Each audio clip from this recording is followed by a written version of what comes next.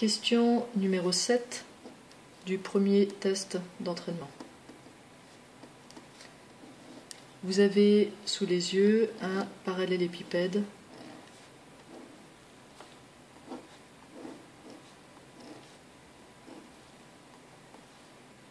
noté A, B, C, D, E, F, G, et puis on pourrait imaginer H derrière. Là.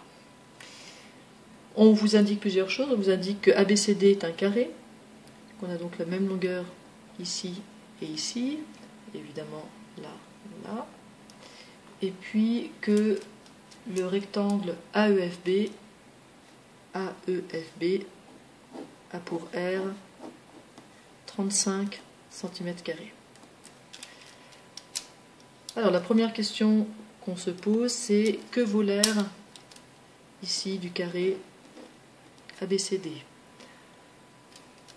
On sait aussi, j'ai oublié de le mentionner, que l'aire totale des faces, c'est 190 cm².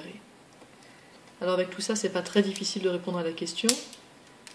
L'aire du rectangle AEFB, on la retrouve ici. On a encore 35 cm² de ce côté-là, puisque ces deux longueurs-là sont égales, puis on a une arête qui est commune. Donc on a un rectangle de même dimension au-dessus et ici devant. Derrière, là, le GCDH, c'est encore 35 cm². C'est un rectangle superposable avec celui qui est devant, et puis celui qui est dessous va être superposable à celui qui est dessus. Donc on a encore 35 cm². En fait, on a 35 cm² ici à 4 endroits. Et puis l'aire du carré ABCD, on va la retrouver derrière. Ce sera l'aire de EFGH, si on appelle H ce point. Alors notons X, l'aire de ABCD, l'aire qu'on cherche.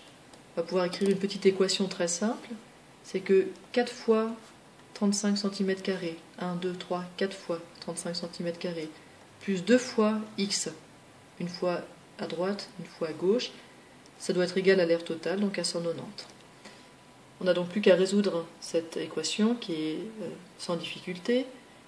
4 fois 35, ça fait 4 fois 30, 120, plus 4 fois 5, 20, donc 140. Plus 2x égale 190. Ensuite, je peux passer le 140 de l'autre côté, c'est-à-dire en fait faire moins 140 des deux côtés. Ici, quand j'enlève 140, il reste 2x.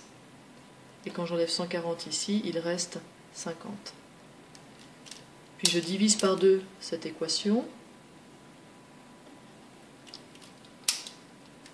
Ici, à gauche, il me reste x, et à droite, il me reste 25. Je ne fais que des opérations qui conservent l'équivalence, donc je peux préciser que ces équations sont toutes équivalentes entre elles, c'est-à-dire qu'elles ont les mêmes solutions. Donc une solution de mon équation de départ, c'est x égale 25. On peut conclure que l'aire de ABCD est de 25 cm², puisque toutes les unités pour ce problème, c'est les cm². La deuxième question, c'est de calculer la longueur de AB en centimètres. On connaît maintenant l'aire de ABCD. Alors, je vais plutôt l'écrire comme ça, ABCD. Et ça, on sait maintenant que c'est 25 cm². Je dessine de face. Alors, notons X ou Y, puisqu'on a déjà utilisé X à la question précédente. Notons Y, la longueur AB. J'ai Y ici, et j'ai bien sûr Y ici, puisque j'ai un carré, que toutes les longueurs sont donc égales. J'obtiens une petite équation, c'est que Y fois Y, c'est-à-dire l'aire de mon carré, Y fois Y, ça doit être égal à 25 cm². C'est-à-dire Y au carré égale 25. Alors là, c'est un petit peu plus délicat que tout à l'heure, parce que l'opération qu'on va faire pour se débarrasser du carré, c'est-à-dire prendre la racine carrée des deux côté de l'équation. Attention, ça ne conserve pas l'équivalence. J'aurai y égale racine de 25, c'est-à-dire 5.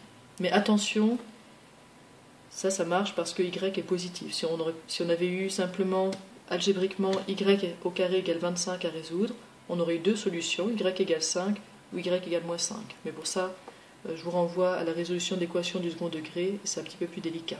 Ici, en tout cas, simplement, avec y égale 5, on aura bien 5 fois 5 égale 25. Et donc,